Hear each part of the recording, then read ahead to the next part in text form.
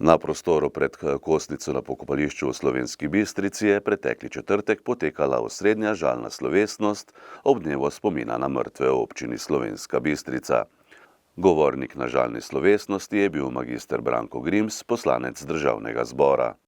Tu leži 416 ljudi, Slovenk, Slovencev, družin, ki so bile zverinsko pobite. Ležijo v opomin in v spomin in zaslužijo vse spoštovanje. Tako kot zaslužijo spoštovanje vsi, ki so bili žrtve totalitarnih režimov 20. stoletja, kateregakoli totalitarnega režima od treh glavnih, to so nacionalni socializem ali nacizem, fašizem in pa komunizem oziroma socializem, kot je sam sebe pravilno imenoval. In seveda zaslužijo spomin vsi tisti, ki so svoje življenje dali za Slovenijo. In prosim vas, da se mi v spomin nanje pridružite minuti molka.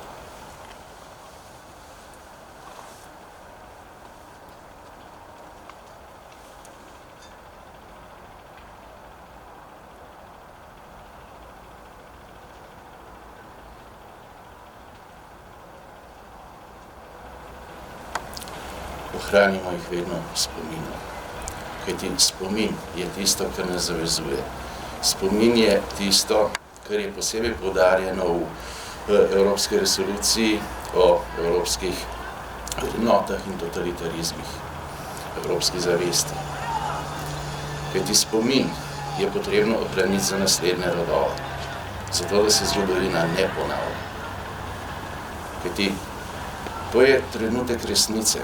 Ko stojimo tukaj, kot smo prej, pred samimi rovi, danes tukaj ta hip pred grobnico, pa pred Hudo jamo, pa pred vsemi 700 in več prikritimi grobišči, v resnici morišči po Sloveniji, je to trenutek resnice. Trenutek resnice, ki pove, da je bil sistem, ki je nastal po koncu druge svetovne vojne, žal zločinski. Zločinski prav toliko kot tisti, ki je bil pred tem in je bil pred nami.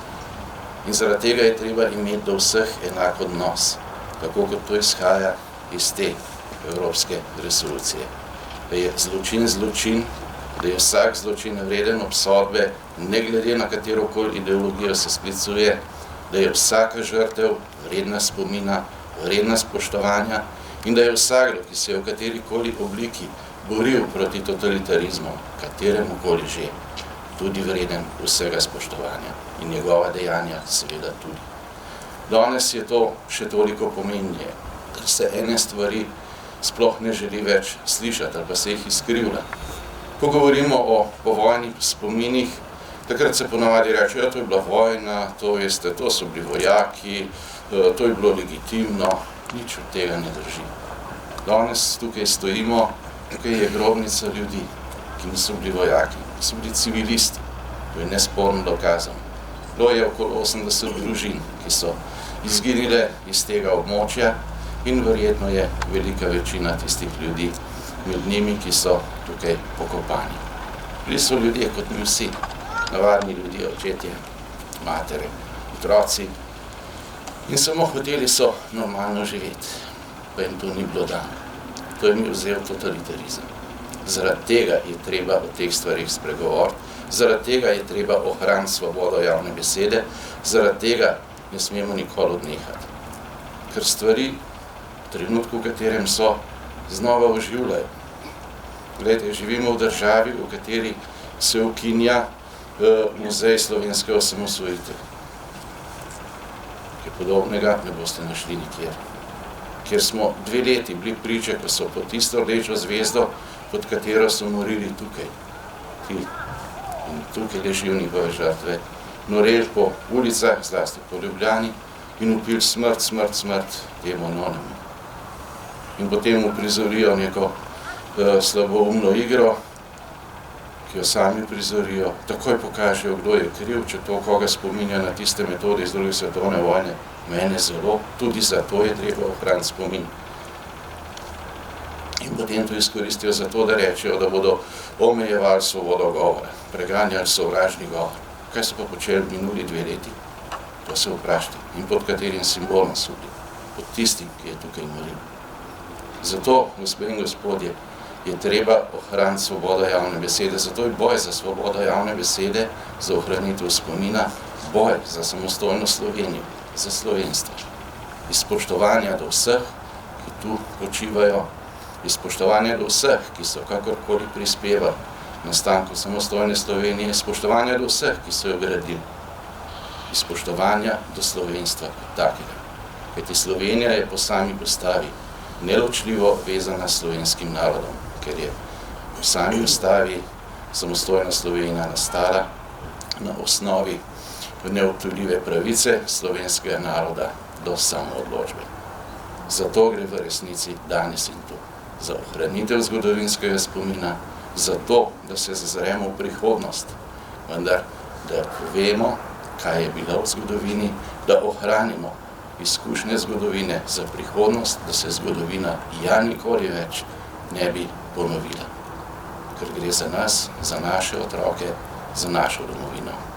Kot bi rekel dr. Jože Pučnik, zdaj gre za Slovenijo.